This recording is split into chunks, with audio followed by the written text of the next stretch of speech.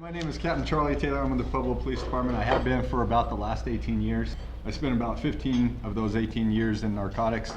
I worked street level gang kind of stuff, anywhere from $20 to $50 buys, all the way up to the last 5 years of my assignment with the narcotics was with the DEA Southern Colorado Drug Task Force. During that period of time, we targeted the very upper echelon of narcotics traffickers, usually multi-state, a lot of times out of the country. They would take us back to Mexico, and we were targeting some of the very biggest fish in the water. And so I've kind of seen, at least in the dope side of it, from the very bottom to the top, and intermingled in that always is a little bit of the gang activity. I can tell you that at the street level, gangs are active. In narcotics distribution, they aren't, at least in this area, very well involved in some of the larger quantities, simply because they don't have the same level of organization here that you would find in places like Chicago. Now, that's not to say that they aren't involved, because they are. What they do get involved in my experience, has been some of the protection and some of the turf about where the drugs can actually be dealt and by who. Some of the talking points that Detective Chad Jeffries gave me, and he really is our expert on this, and he's on vacation, of course, but he's been doing this for probably the last 15 years, and I think Chad's expertise is second to none. He has interacted and probably knows each one of these gang members by name, and can go out there and has an extremely good rapport with them. But he is currently assigned to the FBI Safe Streets Task Force, along with Jeremy Matthews, who was recently pulled from traffic as a hit and run investigator to go and help Chad Jeffries out, because the gang issue became pretty prevalent this summer, and there was so much work to be done that we had to pull some more resources his way. The great thing for us about the FBI Safe Streets is that it gives us additional resources. It gives us those federal monies that we don't always have access to here at the local level, and it also gives us the additional manpower that they can provide when we're doing special operations. For instance, this summer we ran 2 operations where we used Colorado State Patrol, the Pueblo County Sheriff's Office, FBI, ATF, DEA. We had a bunch of different agencies down here, pretty much every acronym in the book for federal agencies, and they were down here to assist us in just basically applying a lot of pressure to the gangs, and letting them know that we were aware of the problem, we were trying to make an impact, and I think it was successful. I know Jeremy participated in that, and so did Ray Alvarez, and they would be able to give you some specifics on it. Since partnering with Safe Streets, we've instituted a community and business survey program, and basically that's to get some surveys out into the public so that those businesses and those citizens have an opportunity to fill out some of the information there and tell us what's concerning them and what the problems are in their neighborhoods, so that we can more effectively target where these gangs are at. Because we know what we hear and what we see, but that doesn't always tell you where the gangs are at. I'm going to give you an example. The East Side Library, the Lucero Library that was recently opened last year, has become a kind of a battleground between us and the gangs, because they're using that as an attempt to try to recruit some of our kids. Some of the prime ages that they want to recruit them at, after talking to Officer Alvarez, is in middle school. We certainly see them going after them much younger than that, but that's what we've seen over at the Lucero Library, and it's not, I don't think, what you would anticipate seeing. You don't see guys necessarily walking in there flying colors in a big organized gang fashion, but there's a lot of subversive and just kind of very quiet peer pressure and trying to get those kids in positions where they have access to them so that they can try to recruit them that way. And that has been a huge concern for us. So to try to address some of those issues, we have been putting officers in there on a daily basis when the library is open, for anywhere, usually from about 3 o'clock to 7 o'clock, somewhere in there, so that the officers can be there and monitor the activity and try to keep those gangs out. One of the biggest things we're worried about is a drive-by shooting at the library. That would be horrible for us.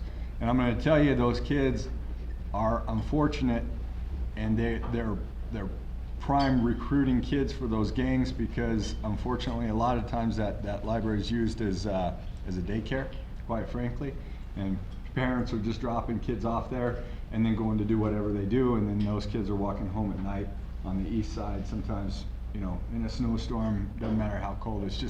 It's unfortunate, but it is such an opportunity to be able to try to just get one of those kids to crack a book and have a positive interaction with a police officer or a librarian, whoever. And so that really has become one of our focuses, and I hope that we're able to win that. I know whatever help we need, we just call the Sheriff's Department and they give it to us. I know they're currently looking at possibly staffing an officer over there. We have been asked to do that, but we just don't have the manpower right now. We right now are operating at 86 officers in patrol, and we're supposed to have 100. So for us to pull any more resources out just to devote specifically to that one entity is just not doable at this time.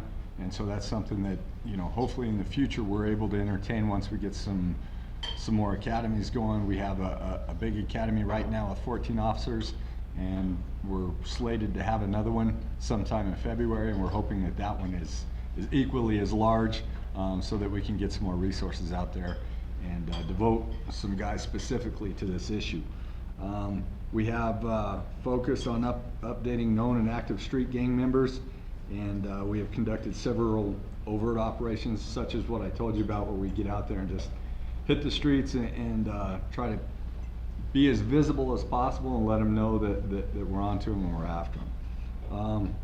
One of the other talking points that was brought up is identifying gang art versus art in Pueblo. And I'm just going to talk real peripherally about this because I don't know very much about graffiti. What I do know is the stuff that you see that's really fancy that actually looks like you say to yourself in your head, if that kid would just apply that to something positive, he'd be a superstar.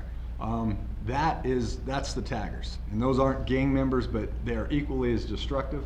I mean, when you look around this community, some of them do really great art, but in really bad places, on people's fences, private property, where it really doesn't belong. Now, some of them will a lot of times get permission from homeowners and people that want that on their business or whatever, and okay, I'm okay with that. Not all of it is that way, though.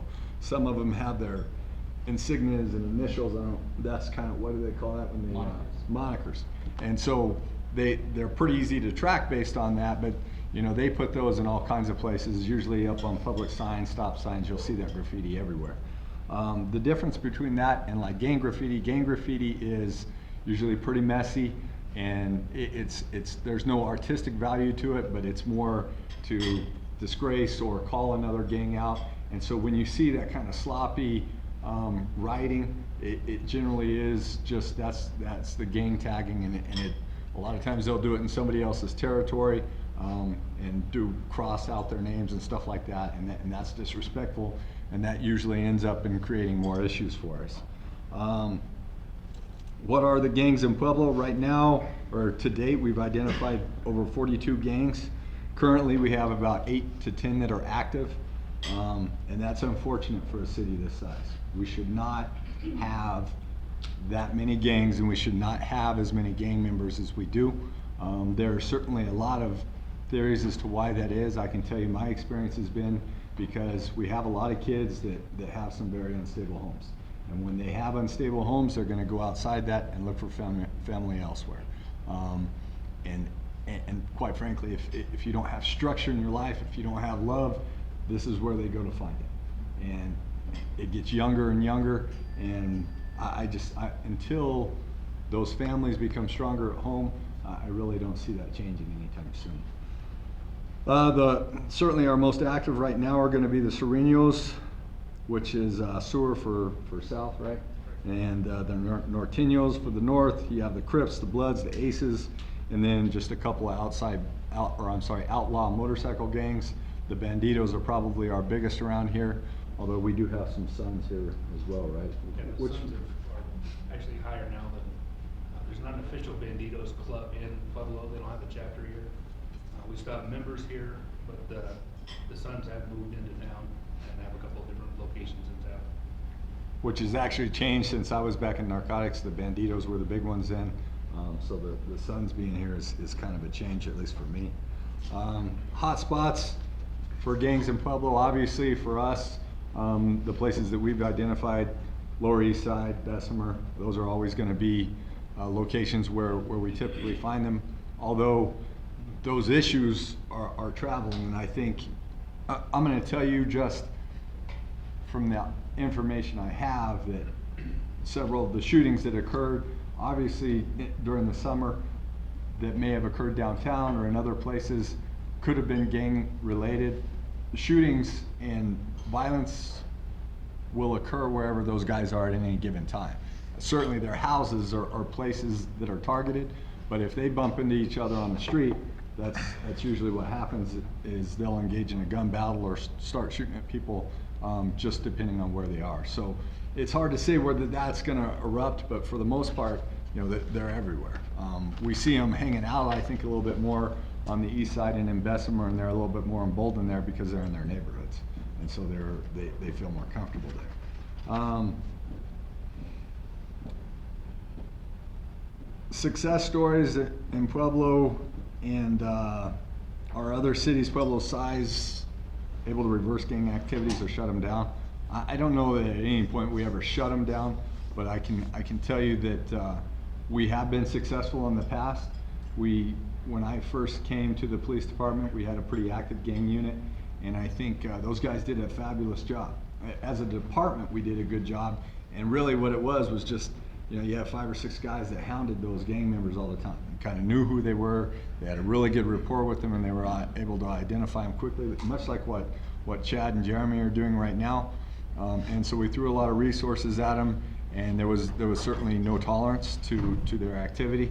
And we run with basically that same philosophy today. I really can't speak to any other cities and what their success stories are. I've heard, you look at a city the size of Colorado Springs, and there are gangs there as well. It just doesn't seem to affect them as much. So I don't know what the difference in the dynamic is. Certainly I think there are people up there that could probably talk to their problem better than I could. A similar size city to us would be Greeley, Colorado, and I think they experience some of the same challenges we do. However, they also have a more vibrant economy right now because of natural gas and things going on around there as far as development. So, when you look at statistics statewide, Pueblo unfortunately is suffering from some of the highest crime rates. And this last summer was kind of the perfect storm for us. We had some personnel shortages, some injuries, and then you couple that with one of the busiest summers that I've ever seen, and it kind of made for the perfect storm. So when we get like that, when we're holding all those calls and we're trying to get those resources to where we need them, unfortunately that these elements are allowed to have a little bit more freedom than what they normally would. So I don't know. Can you think of any success stories, Jeremy, beyond Pueblo that you think would be a good example? Beyond just people that have gotten out of jail or out of prison and changed their life. Mark Salazar is one example. He's been out kind of public lately. Who's going out talking to the kids and saying, you don't have to do this. You can mess up and waste all those years of your life, or change now and do something. So there's plenty of kids in Pueblo that get out of here, go out in the military, get their education paid for, and can come back and make something better in the community. They've just got to make that choice. And we have to have something to offer to them. And unfortunately, you look at right now, the stats that Chad gave me said we have about 2,000 street gang members. Age range for those members are anywhere from 10 to 30. The most common age range for a child to be recruited into the gang is adolescents, typically when in middle school. So, and just to highlight for you, in 2015, we had 9 homicides, 48 shootings, 41 drive-by shootings, 595 calls of shots fired, 317 guns were seized, and 202 graffiti cases were taken, and gang-involved police reports were 349. So, I mean, that's a pretty, unfortunately, a pretty epic summer for us, or our epic year as far as gang activity is concerned. I can tell you that we as a department are working hard. It's one of our primary focuses. It certainly is one of the chiefs. And we would like to have more people and money to throw at it. I think the FBI Safe Streets is a unique opportunity for us, and one that we're going to be able to see some of the similar results that we had when I was working on the DEA task force, and that is you try to go after the very worst, try to take off the head with the hopes of disorganizing that group. But what we've kind of seen is, there's still strong leadership in gangs, but they're a little bit more loosely affiliated, and they think on their feet a little bit quicker than maybe what they had in the past when, without their leader, they couldn't move on. I still think that, there's somebody that's organizing all that activity and people that are certainly in charge, but I also think that a lot of these kids, whether or not somebody's there to be in charge of them, they're still going to continue with that lifestyle. So.